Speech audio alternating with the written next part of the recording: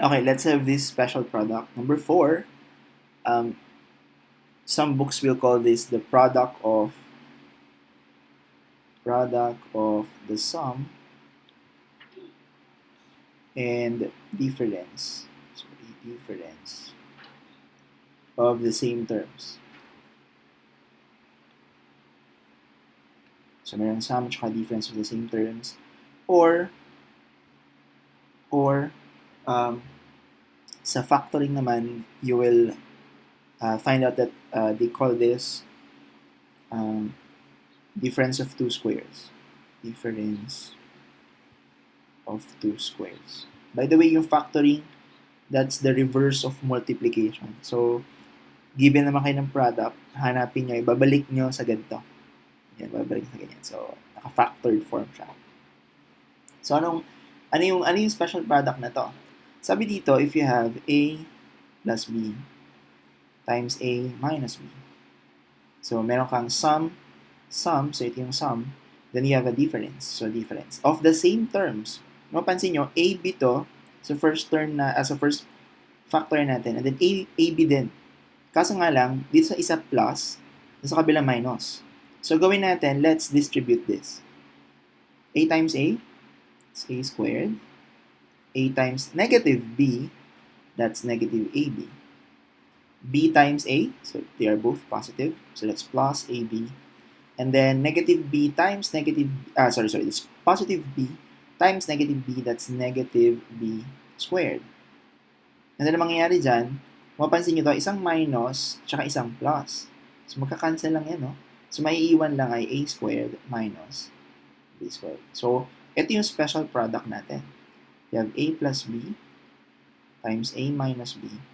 That is just A squared minus B squared. Square mo lang yung una, minus square mo yung pangalawa. So, no need to do the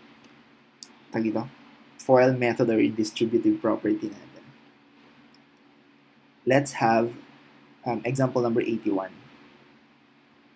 So, we have 3A plus 2Y times 3A minus 2Y. So, verify muna natin kung pasok siya dun sa criteria natin ng sum and difference of the same terms. 3A, 2Y dito sa una, 3A, 2Y din dito sa pangalawa. So, they have the same terms. Plus ba yung una? Yeah, plus. Yung pangalawa minus. Okay lang na ito magkabaliktad to ha. Ito minus, ito plus. Walang problema. Basta magkaiba dapat sila. Isang sum siya, isang difference. So, sabi sa special product natin, wag nyo na daw siyang i-distribute. All you have to do is to square the first term, which is 3A, minus, don't forget, it's always minus, and then square the second term, which is 2Y. Final answer will be 9A squared, don't forget the square of A, minus square of 2 is 4Y squared. And there you go. Let's have another one. Let's try number 84. Let's try 84. So we have 12F minus 5X and then 12F plus 5X. Verify natin kung pasok siya sa criteria. Same terms ba? 12F, 5X, 12F, 5X. Yes, correct. Sama tsaka difference ba to? Yes, isang minus tsaka isang plus. So sabi sa ating special product, all you have to do is to square the first, which is 12F squared, and then minus, it's always minus, square of the second, which is 5X. And then, square of 12F, so that's 144, F squared minus 5, that's 25, X squared. I think we can do another one. Let's try number 91. Let's do 91.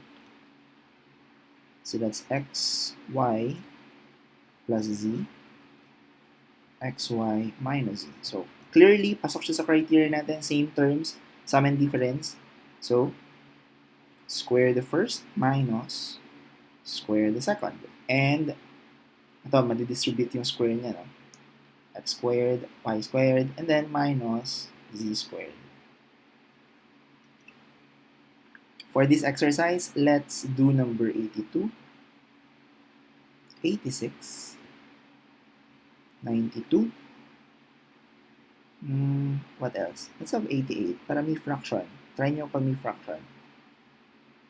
And then, let's try 83. Okay?